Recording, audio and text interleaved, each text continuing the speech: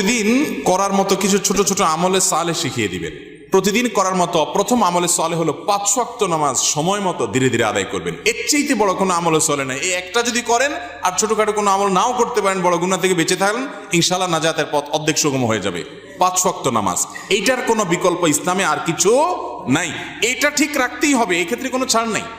দাঁড়ায় না হলে বসে শুয়ে যেভাবে পারেন পড়তেই হবে, কোনো ছাড় নাই।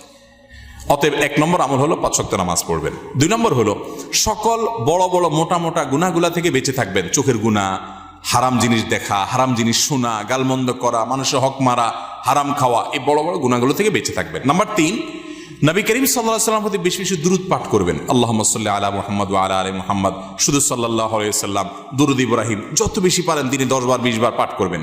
নাম্বার 4, ইস্তিগফার বেশি বেশি করবেন। আস্তাগফিরুল্লাহ ওয়া আতুবু ইলাইহি, আস্তাগফিরুল্লাহ ওয়া আতুবু ইলাইহি, আস্তাগফিরুল্লাহ আল্লাযী লা ইলাহা ইল্লা হুয়াল হাইয়ুল কাইয়্যুম, এরকম ইস্তিগফার পড়বেন। নাম্বার 5, যেই কোনো কাজ করবেন, এই কাজগুলোর পাশাপাশি কোরআনে কারীমের তেলাওয়াত প্রতিদিন একটু একটু করে করবেন। বিশেষ করে সূরা ইখলাস, কুল হুয়াল্লাহ সূরা একবার পড়লে 3 ভাগের কোরআন 3 ভাগের 1 ভাগ পড়ার সমান সওয়াব হয়। অতএব আপনি চাইলে কয়েক মিনিটের ভিতরে পুরো 1 খতম কোরআনের সওয়াব পেতে পারেন। বিশেষ সূরা ইখলাস পাঠ করবেন।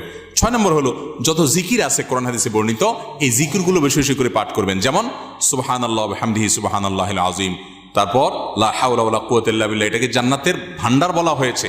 তারপর আপনার দুরূদ ইব্রাহিমের পাশাপাশি অন্যান্য সাধারণ দুরূদ তো পড়বেনই।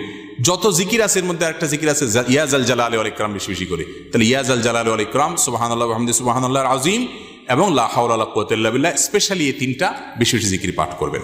কোন মুসলমানকে জাহান্নামে দেওয়ার পর কখনো কি তাকে জান্নাতে দেওয়া হবে?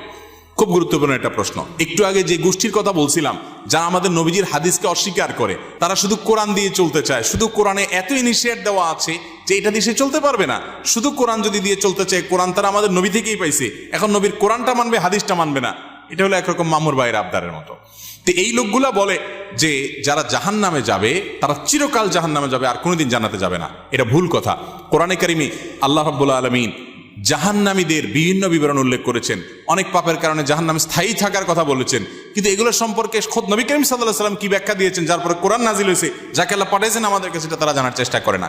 বুখারী সহ বিভিন্ন হাদিসের কিতাবে বর্ণিত হয়েছে সন্দেহাতীতভাবে যে নবী করিম সাল্লাল্লাহু আলাইহি ওয়াসাল্লাম জাহান্নাম থেকে সর্বশেষ উদ্ধার হওয়া ব্যক্তি কিভাবে উদ্ধার করা হবে সে বিবরণ দিয়েছেন। যে তাকে জাহান্নাম থেকে উঠানো হবে, জান্নাতের কাছে আনা হবে, সে চাইবে আমাকে কাছে নিলেই হবে, ভিতরে নেওয়া লাগবে না, এবারে সে ভিতরে যেতে চায়, বিস্তারিত বিবরণ আছে। এখান থেকে বোঝা যায় যার অন্তরে ঈমান আছে সে যত অপরাধী করুক শাস্তি হবে হয়তোবা, কিন্তু একটা সময় তার অপরাধের শাস্তি মেয়াদ শেষ হলে আল্লাহ তাআলা তাকে জান্নাতে আনবেন ইনশাআল্লাহ। এই চিন্তা করে এবার তাহলে নিশ্চিন্তে পাপ করতে পারেন, যেহেতু জান্নাতে আসবেনই একবার, আর টেনশন কি।